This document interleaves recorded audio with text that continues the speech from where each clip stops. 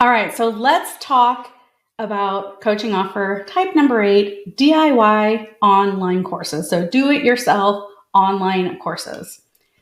DIY online course overview. So it's really a self-study course offering structured content for clients to progress at their own pace, often including video lessons, maybe audios, worksheets, and potentially community support if you want to do that as well. So online courses, DIY, a lot of coaches like to do them because they're it just is a one-to-many model. You can do it once and you have a product to sell over and over again. But there's some things that also come with that as well, which I'll share with you. So let's talk about the investment for DIY online courses. So typically $197, I've seen them. I mean, of course, $37 intro type offers, that kind of thing that really are more of a lead magnet, a paid lead magnet. So anywhere from $197 up to $2,000 is at the typical range. It's going to widely vary based on how long the course is and the content, the niche, the creator reputation. When people are first starting off as new course creators, they might sell it for less expensive than when they get really known and out there, then they can charge more. Typical timeframes are their work at your own pace. Or you can do what you unlock and you give them the whole course. They can do it in a day if they want, or the training is unlocked weekly for anywhere from 4 weeks to 12 weeks, of course. And that just means, each module is going to unlock to help keep them on pace. You're going to pick what works best for you and what works for your clients. I get clients telling me, it's like, I just want it all at once, but sometimes it is strategic to drip it out, right? So it's totally what works for you. You can have a pay in full option, of course, discounted with a bonus. I like a little higher. And then if you ever then have a special, or DIY online courses are good for like Black Friday specials, or if you want to, create some urgency and discount it down for a limited time type of thing. And then it's a certain price on your website. But then when you go to, sell it for whatever with a kind of a deadline or what have you, then it might be a little less expensive for that limited window. Or you can do recurring monthly investments as well. Could be $99 a month for 3 months, type of thing or whatever. So if it's a longer course or a bigger course, you can break it out into say 3 months, and then you can offer the payment plan. So it's something to think about. Again, you can always end your number, the pricing with the same number, even your pay in full option versus your monthly payments. It just keeps everything clean. It's a system. All right. A DIY online course is great for coaches who want to grow their reach. They already have a large audience, or they have a strategy to grow to be large. And they want to impact by delivering valuable, scalable learning experiences to a, say, global audience without being attached to a schedule. That's who it's great for. So again, I think a lot of coaches and marketers sell this, right? But then what ends up happening is the coach doesn't have an audience yet, or doesn't have a strategy to grow the audience. So then they have this great course that sits out there that nobody's buying because there's no marketing and sales strategy behind it. Okay.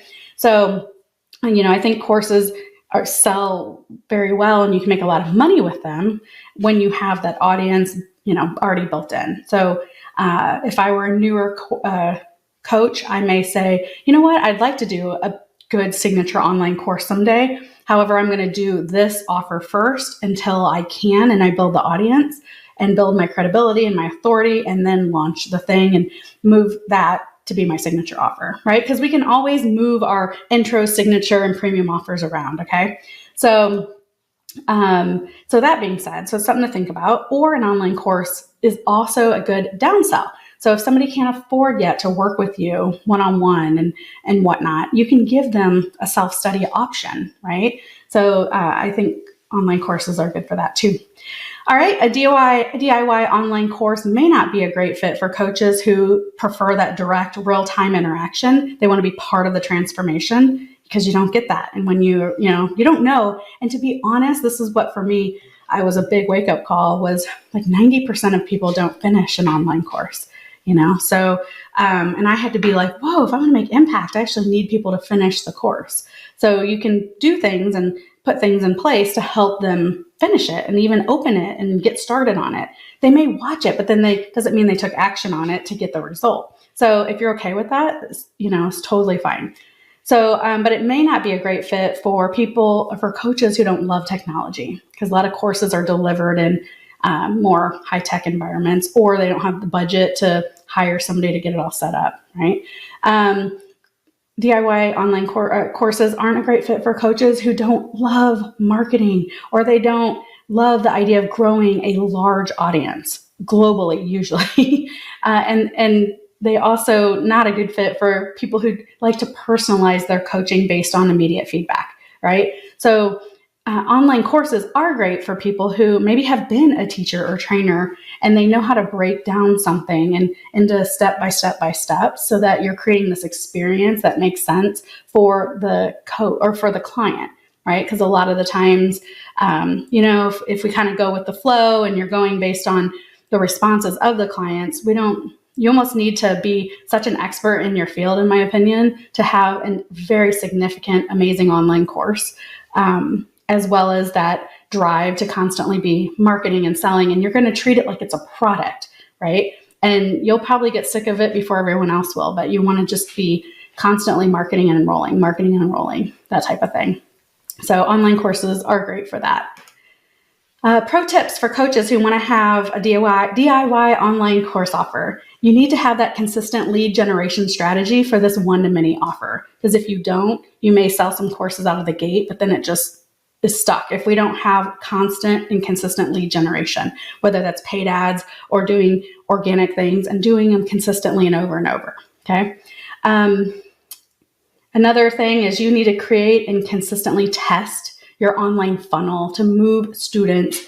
And I like to call DIY courses, maybe they're more students, you can call them clients, but move your students into your paid course. So again, online courses are great, and you need to wear the hat of an online marketer as well. So you're going to have funnels and you're going to be moving people through, whether it's running them through your online funnel with, your paid ads or organic, or having your consistent networking, whatever you're doing to consistently get new clients in the pipeline, right? So you got to have that, and you got to be consistently testing that funnel. So it gets kind of very technical in some cases, right? To be one little way that you worded something in a subject line could change the conversions of people who buy your course versus not. So you want to either be able to get into those details or hire people that can analyze all that for you. More pro tips. Let's see. You can use social media, email marketing, and ads to build anticipation for your course and ultimately enroll students as well. You can pack your course with loads of value. Think actionable content, worksheets, and maybe a community forum if you wanted to do that. You don't even need to monitor it. You can appoint some other student or coach or something to do that if you wanted to. But they have a place to go to join and create community and stuff like that if you want. You can play up the convenience of having the course.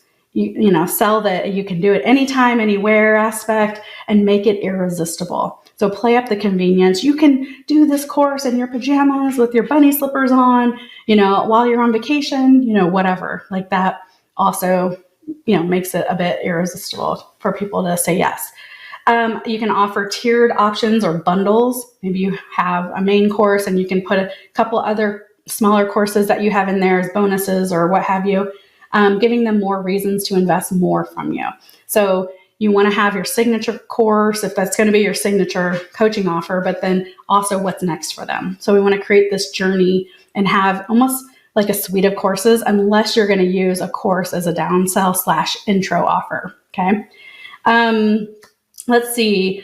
You can increase your course price over time, especially so you can run those specials I was telling you about to create urgency to buy. So if I were using a course as my main coaching strategy, my signature, I would say every quarter I'm going to do some big launch or promotion to move people into my course, right? You may get some here and there that just buy it from your website and from your marketing, but People always like a deal, and courses are, it's a product, right? So that's sometimes what you have to do in order to create those big surges, right?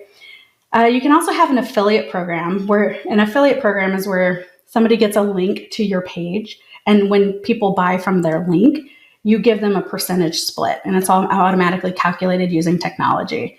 So they'll go promote it, or sometimes you can co-promote it or whatever. Industry average, just so you know, for DIY courses that don't take much of your effort. So this is literally, you've already recorded it, it's packaged, you're just selling it, and it's delivering on the back end, right?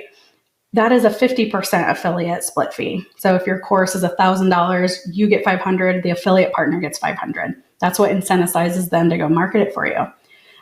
However, if you're doing a DIY course, but you offer some element of your time, like maybe you have a monthly coaching call, or, whatever, you're getting more into, kind of the advanced strategy of combining some offers, you may only do a 25 or 30%. It's up to you, but a lot of marketers won't really get out of bed unless it's worth their time at least 50%. If you don't want to be an online marketer full-time, I recommend using your course as a downsell / intro offer. Okay.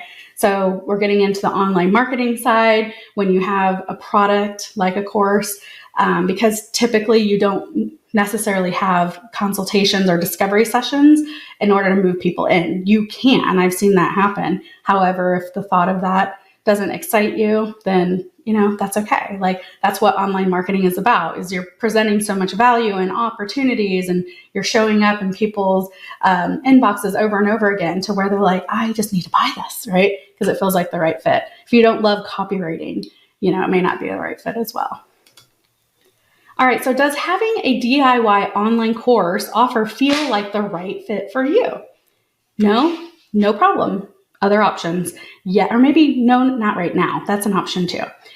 Yes. And would you want this as a signature offer? You want to go all in and with the online marketing side and have even a course for your intro and your premium and your whatever, that's totally fine. Do you see it being more of an intro? You create if you think of your client experience that you want to create, maybe it gets them from A to D.